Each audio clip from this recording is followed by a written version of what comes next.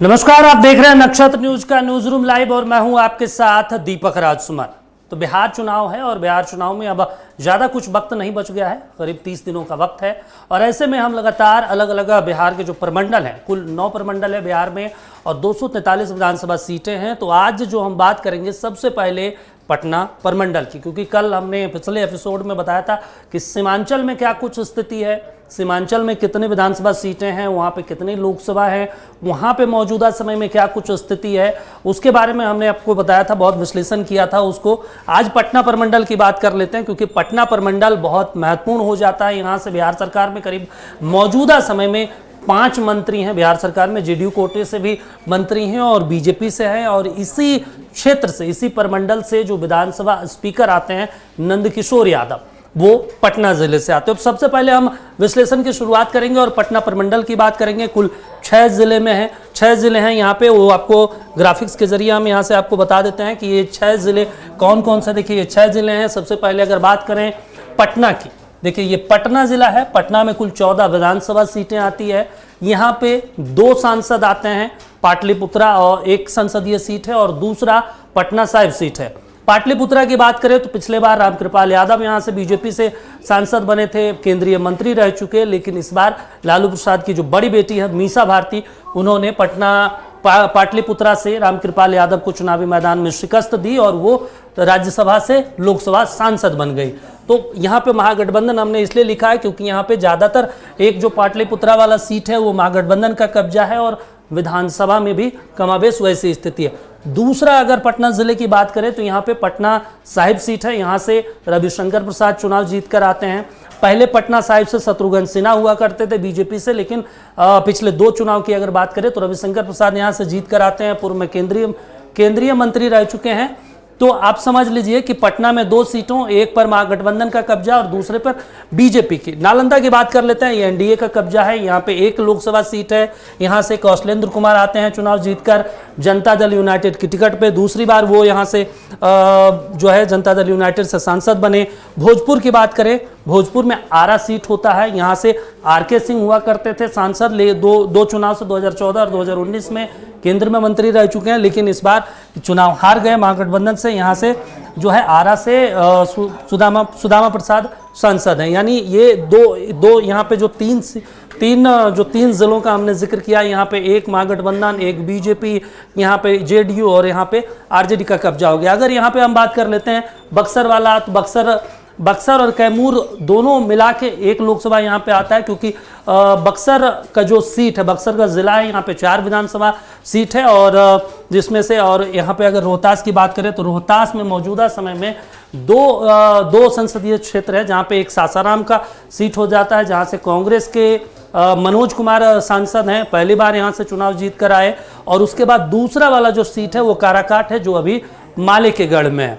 अगर यहाँ पे बात करें कैमूर और बक्सर को लेकर, क्योंकि ये वाला जो क्षेत्र है शाहबाद का इलाका होता है, बेहद महत्वपूर्ण ये हो जाता है क्योंकि यहाँ पे महागठबंधन का खास तौर से कब्जा है। कैमूर में 3 विधानसभा सीटें आती है, जिसमें से अगर एक रामगढ़ का छोड़ दिया जाए तो रामगढ़ जो सीट पड़ जाता है वो बक्सर में आ जाता है, बक्सर जिले में आ जाता है। और उसके बाद बाकी 3 सीटें जो यहाँ पे विधानसभा की होती है वो सासाराम में यानी रोहतास जिले में चली जाती है। तो यहाँ पे दोनों को मिलाकर 1 संसदीय सीट बनाया गया, बाकी सीटें यहाँ पे है। अब ये हमने आपको जिलों का समीकरण समझा दिया, 2024 में क्या कुछ समीकरण रहा है वो हमने आपको बता दिया। अब इसके जरिए, इसके अलावा अब हम आपको असेंबली की सीटें बता देते हैं पटना प्रमंडल की, क्योंकि देखिए ये महत्वपूर्ण इसलिए हो जाता है क्योंकि देखिए पटना प्रमंडल में कुल अगर बात करें संसदीय सीटों का हमने जिक्र कर दिया तो 2 आरजेडी के पास, 2 माले के पास, 1 बीजेपी के पास, 1 कांग्रेस के पास। कांग्रेस वाला इसलिए हमने जिक्र किया क्योंकि ये वाला जो है सासाराम वाला सीट मनोज कुमार का है और जेडीयू जो नालंदा का है। बीजेपी का हमने आपको बता दिया पटना साहिब वाला जो सीट है। माले का जो 2 सीट है ये काराकाट वाला सीट हो जाता है और 1 हो जाता है आपका आरा वाला। और आरजेडी का हमने आपको बता दिया कि 2 सीटें कौन सी है, एक बक्सर वाली हो जाती है और दूसरा पाटलिपुत्रा की, जहाँ से मीसा भारती सांसद है। इसके अलावा आप देखिए पटना जिले की अगर कुल विधानसभा की बात करें, क्योंकि यहाँ पे भी बहुत अच्छी स्थिति में महागठबंधन भी है और इस बार कोशिश है तेजस्वी यादव की पटना सीट को लेकर मजबूती से चुनाव लड़ा जाए। यहाँ पे अगर मंत्री की बात करें तो यहाँ से बात करें मंत्री की पटना ज़िले से, क्योंकि यहाँ पे 14 विधानसभा सीटें हैं, तो नितिन नवीन यहीं से चुनाव जीत कर आते हैं। बांकीपुर उनका विधानसभा होता है। जो विधानसभा के स्पीकर हैं नंदकिशोर यादव, बीजेपी के वरिष्ठ नेता हैं, आरएसएस से जुड़े रहे हैं। अभी मौजूदा समय में वो कई बार बिहार सरकार में मंत्री भी रह चुके हैं, अलग अलग विभागों की जिम्मेदारी संभाल चुके हैं और अभी जो मौजूदा समय में विधानसभा अध्यक्ष हैं, तो उनके ऊपर महत्वपूर्ण जिम्मेदारी हो जाती है। ये हमने आपको संसदीय क्षेत्र का हमने बता दिया कि ये जो पटना प्रमंडल में कुल सांसद कितने हैं और किस किस पार्टी के कब्जे में कौन कौन सी सीटें हैं। अब आपको हम बताते हैं कि कितने ज़िलों में कितनी स्थिति है, क्योंकि देखिए ये टोटल हमने आपको बताया कि यहाँ पे टोटल जो है 14 सीटें हैं, टोटल 14 पटना ज़िले में, जिसमें से आरजेडी के 6 है, बीजेपी के पास 5 सीटें हैं, माले के पास 1 है और कांग्रेस के पास 1 सीट है। ये पटना ज़िले की। अगर इसमें बात करें यही पटना ज़िले में ही मोकामा सीट आता है, जहाँ से अनंत कुमार सिंह चुनाव जीत कर आते हैं। छोटे सरकार उन्हें बोला जाता है बिहार में, हालांकि उपचुनाव में फिर उनकी पत्नी नीलम देवी यहीं से चुनाव जीत कर आती है। माले का देख लें, संदीप सौरभ यहीं से चुनाव जीत कर आते हैं पालीगंज से, फिर कांग्रेस के पास भी 1 है। तो यानी यहाँ पे देखिए मजबूत स्थिति में आरजेडी है, क्योंकि महागठबंधन के जो अभी मौजूदा समय में जो 2025 के विधानसभा चुनाव में जो समीकरण है, आरजेडी के पास 6, माले के पास 2 और कांग्रेस के पास 1, यानी 1, 2 और 6, यानी इनके पास 9 सीटें हैं या पटना ज़िले में। और तमाम आपको पता है लालू प्रसाद यादव लगातार पटना भ्रमण करते हैं हर शाम, तेजस्वी यादव लगातार घूमते रहते हैं। तो यहाँ पे मजबूत स्थिति में है, लेकिन सारा दारोमदार बीजेपी के ऊपर है, क्योंकि नंदकिशोर यादव स्पीकर है, यहीं से नितिन नवीन आते हैं जो अभी छत्तीसगढ़ के प्रभारी भी हैं बीजेपी के। तो यानी यहाँ पे उन दोनों के कंधों पर इन सीटों को निकालने की कोशिश होगी। और लगातार प्रधानमंत्री आते रहते हैं, रोड शो भी उन्होंने हाल ही में किया था पटना में। तो वहाँ की स्थिति बहुत ठीक करने की ज़रूरत है, ख़ासतौर से यहाँ पे जनता दल यूनाइटेड को भी और भारतीय जनता पार्टी को भी। अब इसके अलावा अगर पटना ज़िले का हमने सीट समीकरण बता दिया, इसके अलावा और भी जो बाकी के 5 ज़िले हैं उसका भी हम आपको समीकरण बता देते हैं। नालंदा के भी हम आपको ग्राफिक्स के ज़रिए बता देते हैं। इसके अलावा अगर बात करें बक्सर का, कैमूर का, सासाराम यानी रोहतास का, वो भी हम सीट समीकरण समझा देते हैं। ये पटना का समीकरण है, क्योंकि हमने बीजेपी का बताया, माले का बताया, क्योंकि माले का भी यहाँ पे जो है पालीगंज जो सीट है जो पटना दानापुर इलाके में पड़ता है, वो यहीं से संदीप सौरभ चुनाव जीत कर आते हैं। वो लोकसभा चुनाव में भी चुनावी मैदान में रहे, लेकिन चुनाव हार गया। अब इसके अलावा हम नालंदा का ग्राफिक्स समझा देते हैं थोड़ा सा टीवी स्क्रीन पे कि नालंदा में क्या कुछ स्थिति रहा है, क्योंकि नालंदा नीतीश कुमार का गढ़ है, कौशलेंद्र कुमार वहाँ से सांसद हैं, इस बार भी चुनाव जीत कर आए। देखिए नालंदा इसलिए महत्वपूर्ण हो जाता है क्योंकि अगर पूरे पटना प्रमंडल की बात करें, पूरे पटना के हम जिक्र कर रहे हैं, तो पटना प्रमंडल में एक महत्वपूर्ण यही वो संसदीय सीट है जहाँ पे बीजेपी यानी नीतीश कुमार की जो एनडीए है वो मजबूत स्थिति में। देख लीजिए Janata Dal United 5 seat, BJP 1 seat, RJD यानी ये 1 सीट, यानी 7 सीटें हैं यहाँ पे। और यहाँ पे 6 पे एनडीए का कब्जा है, यानी यहाँ पे नीतीश कुमार का सिक्का हमेशा से चलता है। लगातार बोला जाता है कि नीतीश कुमार का गढ़ आज तक कोई भेद नहीं पाया। हालांकि आपको पता है तेजस्वी यादव बिहार अधिकार यात्रा पर निकले हैं और बिहार अधिकार यात्रा पे वो नीतीश कुमार का जो ये गढ़ है उस तिलिस्म को तोड़ने की कोशिश करेंगे। वहाँ पे जाएंगे, युवाओं से संवाद करेंगे, लोगों से मुलाकात करेंगे, महिलाओं से संवाद करेंगे, क्या संदेश देने की कोशिश करेंगे। क्योंकि यहाँ पे आपको पता है चिराग पासवान भी यहीं पे गए थे, सबसे पहले उन्होंने यहीं से अपने तमाम चीज़ों की शुरुआत की।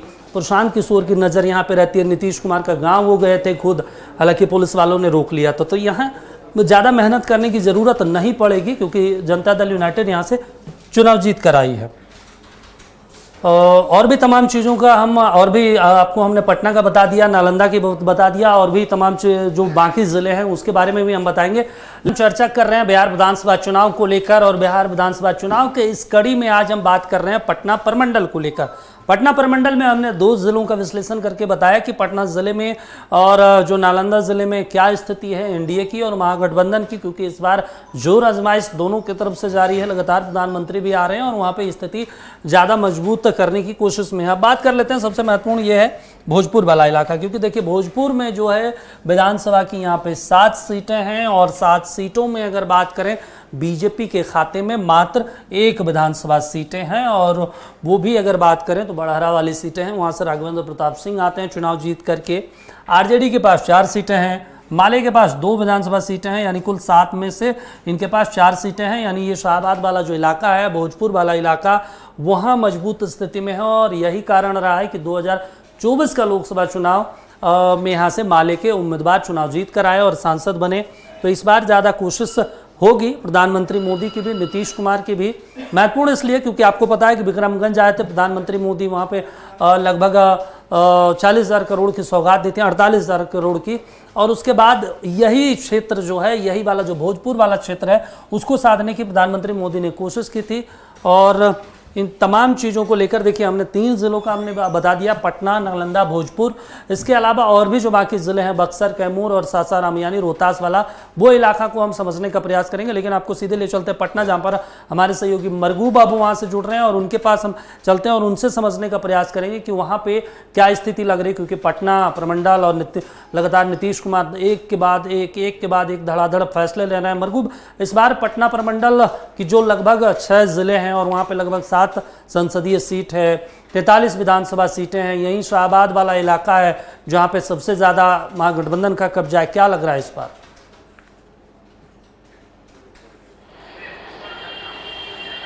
देखिए दीपक, लोकसभा चुनाव की अगर बात करेंगे तो 4 सीट राष्ट्रीय जनता दल ने जीता। अभय कुशवाहा, मीसा भारती जीते।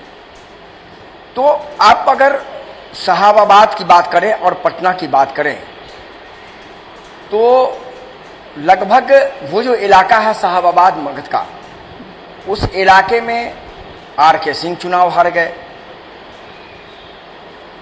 औरंगाबाद में अभय कुशवाहा ने NDA के बड़े प्रत्याशी, बीजेपी के बड़े नेता को हराया। तो विधानसभा चुनाव में क्या होगा, एक बात याद रखना पड़ेगा दीपक, लोकसभा चुनाव का समीकरण, लोकसभा चुनाव के मुद्दे और विधानसभा के चुनाव के मुद्दे अलग अलग होते हैं और ये उसका बहुत बड़ा इफेक्ट होता है। क्योंकि आपने कई बार देखा होगा, केंद्र में मोदी, बिहार में लालू, बिहार में नीतीश, तो इसका बहुत बड़ा इफेक्ट पड़ता है। और जिस तरीके से लगातार नेताओं का बिहार बदलाव यात्रा हो रहा है, NDA कार्यकर्ता सम्मेलन हो रहा है, तेजस्वी यादव ने फोकस कर दिया है पूरी तरीके से। तो आप देखेंगे तेजस्वी यादव ने वहां ज्यादा फोकस किया है जहां जहां पिछले विधानसभा चुनाव में विनिंग सीट महागठबंधन हार गई थी। एक दूसरा, जहां जहां NDA को पूरी उम्मीद थी वहां NDA पटखनी खाई। अब लोकसभा में आप देख लीजिए, शाहबाद का जो इलाका है उस इलाका में क्या हुआ। तो लोकसभा और विधानसभा का समीकरण, मुद्दे सभी अलग होते हैं और तेजस्वी यादव ने पूरी ताकत झोंक दी है। बिहार अधिकार यात्रा उसी का परिणाम है। वोटर अधिकार यात्रा राहुल गांधी ने की तो उससे लोगों का कहना है, राजनीतिकार का कहना है कि कांग्रेस की जमीन राहुल गांधी मजबूत करके चले गए। मरे हुए कांग्रेस को राहुल ने जिंदा कर दिया और वो दिखाई भी दे रहा है। कांग्रेस के नेताओं कार्यकर्ताओं में जोश है। लेकिन सवाल यह है कि इस बार विधानसभा चुनाव में पटना प्रमंडल शाहबाद में क्या होगा। बहुत कुछ दीपक कैंडिडेट के सिलेक्शन पर भी निर्भर होता है। अगर कैंडिडेट का सिलेक्शन महागठबंधन NDA की तरफ से अच्छा नहीं हुआ तो जनता विद्रोह तो नहीं करती, जनता अनवाइड हो जाती है और जनता किसी दूसरे पक्ष में वोट कर देती है। बिल्कुल। और एक बात याद रखना पड़ेगा दीपक, फैक्टर तो प्रशांत किशोर होंगे। मैं नहीं कह रहा हूँ 20, 25, 50 सीट, लेकिन होंगे इस लिहाज से कि कहीं भी वो NDA का सुपरा साफ कर सकते हैं, कहीं राजद का महागठबंधन। ये बात तो आप लगातार तो कवायद जो है कहते रहते हैं। एक चीज हम आपसे ये समझना चाहते हैं कि ये जो पटना प्रमंडल है, यहाँ से 5 मंत्री आते हैं बिहार सरकार में। नितिन नवीन है, पटना से आते हैं, श्रवण कुमार नालंदा से आते हैं, संतोष सिंह कैमूर सासाराम वाले इलाके से आते हैं, जमा खान जो BSP से चुनाव लड़े, जनता दल यूनाइटेड में आगे, वो इसी क्षेत्र से आते हैं। डॉक्टर सुनील कुमार बिहार शरीफ से आते हैं, वो भी पर्यटन मंत्री हैं। इसके अलावा नंद किशोर यादव जो विधानसभा स्पीकर हैं वो भी हैं। तो लगभग 6 का जो करीब करीब होता है, इनके ऊपर, इनके कंधों के ऊपर जिम्मेदारी होगी इस क्षेत्र को जीतने की। देखिए पूरी जिम्मेदारी होगी। देखिए पटना प्रमंडल की अगर आप बात करेंगे तो ये बहुत पहले से आप उठा करके इतिहास देखिए, ये बीजेपी का कर रहा है। बिल्कुल। क्योंकि बीजेपी जनता दल जब साथ रही है तो कर रहा है। आप 2015 की बात करेंगे तो लैंड